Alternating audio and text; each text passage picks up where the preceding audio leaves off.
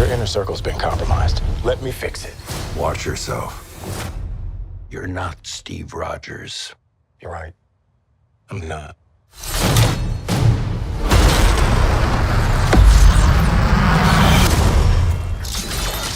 Wait for it. Captain America, Brave New World, the fourth? Yeah, fourth Captain America movie after First Soldier, Winter Soldier, Civil War, and now this. Okay, cool.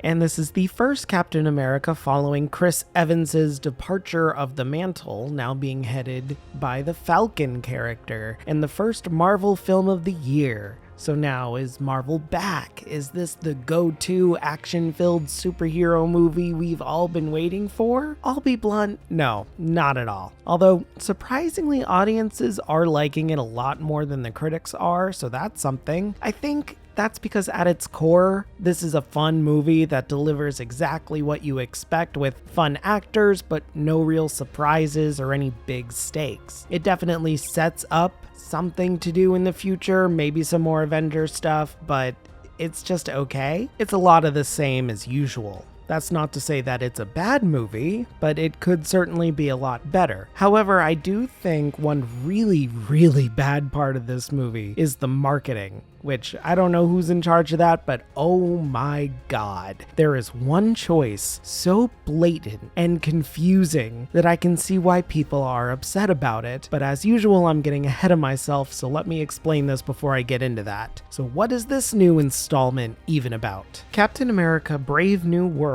follows a post-Avengers world where Sam Wilson, aka the Falcon, has taken up the mantle and shield of Captain America following the last Avengers movie and Falcon and the Winter Soldier. When an assassination attempt on the new president, Thaddeus Ross, takes place and seems to include some sort of mind control in Sam's friends, Sam must get to the bottom of it to save not only his friends, but the US as well from all-out war. It's a decent enough premise, but a little small for a Captain America style outing. I think that kind of fits for the Falcon's first foray as Cap, but for an escalating film series, it is kind of lacking. It definitely feels like a step back in stakes, which I personally don't mind, but the threat of war, after seeing a ton of alien invasions and a literal universe-destroying threat, feels maybe just a little too small. Maybe if it was a little more personal to Sam Wilson's character. The film does try to be slightly, but it just doesn't have the same stakes or morals as the TV show The Falcon and the Winter Soldier had. The film could dive a little bit more into systemic racism or lean into how a normal human might be working harder to figure out their place in a world of superhumans and mutants and alien gods. But hey, small stakes work sometimes, especially to start. So, okay, this is like a restart. Sure, why not? What doesn't work here, though, is no fault of the movie, but a severe fault of the marketing. Can someone tell me, sincerely, who and why thought making the biggest spoiler plot of the movie the center of every poster and trailer? Why? I try to be good and not include spoilers in these reviews, but everybody already knows this. If you've seen a trailer or a poster, you know the biggest spoiler of the movie. So warning, because I have to talk about it if you have, for some reason, not seen a trailer or poster. Yeah, there's a Red Hulk in this. What? And the movie treats this like it's going to be a complete surprise that only pops up at the very end and climax of the film. The Red Hulk only has like 5 to 10 minutes of screen time and is not the big bad of the movie. The real antagonist isn't actually in the trailers and is pretty cool all things considered, but essentially boils down to one person being really, really petty. I'm not going to spoil who the Red Hulk is, although you'll probably see it because I'm posting the trailers as video here, but whatever. If you can somehow not figure out who it is, then okay, sure, weird. I do like the angle of pettiness, but still, when the movie treats the Red Hulk like a surprise, it is aggravating to see that the marketing doesn't give it the same reverence. It's like that Abigail movie that was supposed to keep its twist about the little girl being a vampire a surprise, but spoiled it in every piece of advertising ever composed for it. Who thought this was was a good idea. It's baffling to me just how terrible a decision that is, and it pisses me off because it drags down everyone else's hard work in this movie. That's not to say the movie is perfect or particularly good, but it would have at least had a better chance to stand on its own merits. What an absolute shame. As for the positives, the action set pieces are pretty fun, the sets are creative, and the characters are indeed a lot of fun. I am so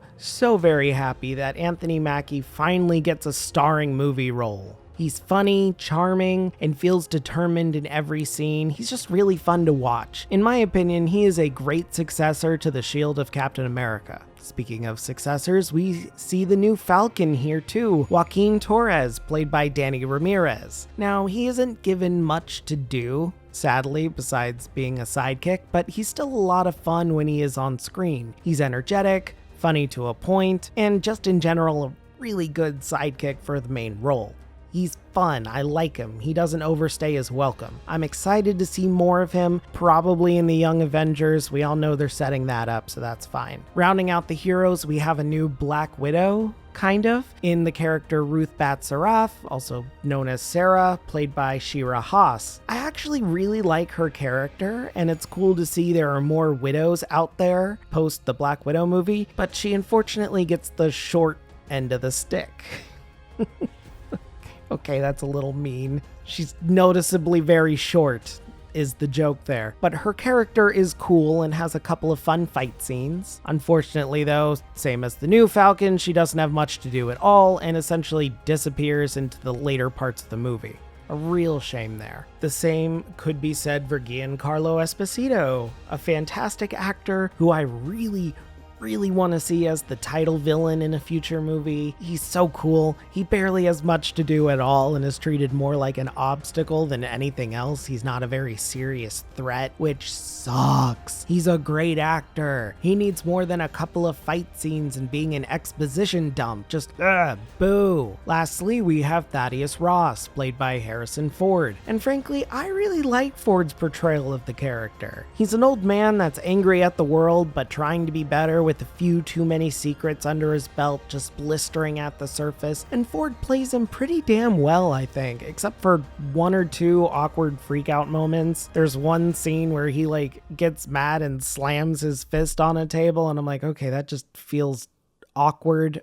Maybe that could have been shot a little better, but either way, he's usually fine. He's usually pretty good. Honestly, it's a fantastic cast overall. The story just really doesn't know what to do with half of them, so instead of getting sorely needed character development like the antagonist should have been getting the entire movie, a lot of these characters are railroaded to the side or drastically simplified. I really hope we can see a lot more of them in the future because they are fun. They're cool to see. They're cool to watch. They deserve a lot more. But that depends on the future. As for the rest of this particular movie, well, the CGI isn't great.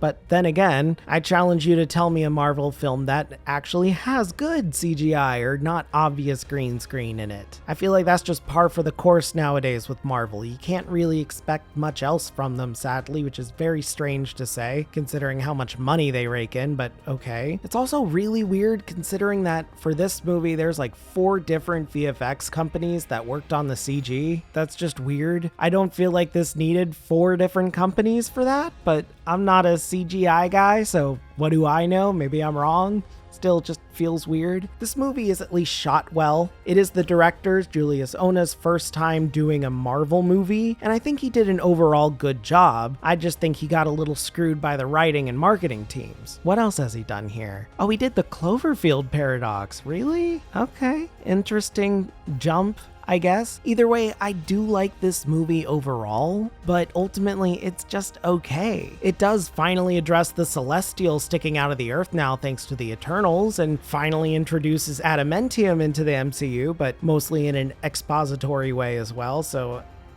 whatever, it's fine. I'm more so excited for Thunderbolts coming out soon, so we'll see if that is the big Marvel movie of the year. I hope so, but ultimately though, this movie is fine, even fun at times. Just go in expecting smaller stakes, less of an explanation because, again, there's mind control stuff that nobody really seems to care about, and that's it. Less explanations of all that, and I think you'll have a decent time. You'll be fine. So ultimately, Captain America Brave New World gets a 6 out of 10 from me.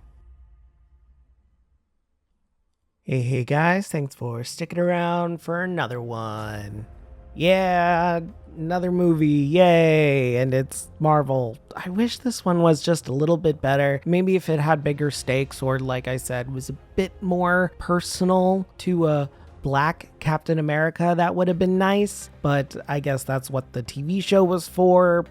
I still like this. I think it works really well. It just needed different marketing and a bit more of a focus on the side characters and actually developing the villain some more. I do like how it all just boils down to people being petty with each other, which, okay, sure, you can be petty in Marvel, why not?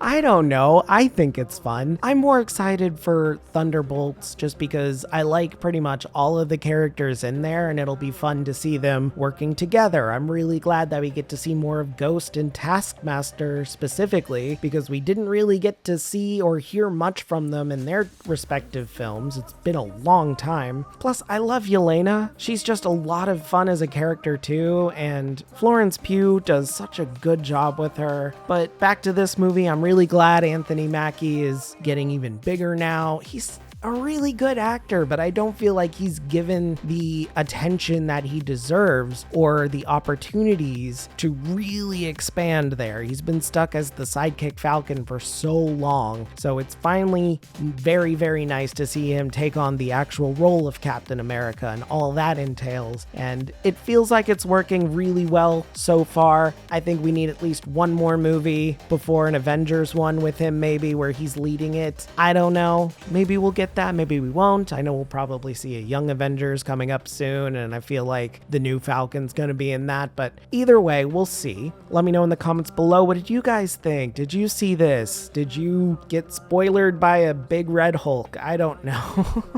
Let me know in the comments below. After that, don't forget to like this video, subscribe, ring that bell so you don't miss a video, and yeah, that's it. Have a great day, and if you're not, have a better one. See ya. I'm just a ghost in your stereo, the fading memory of a shipwreck in the undertow. You're just a lost soul, and I'm just a ghost.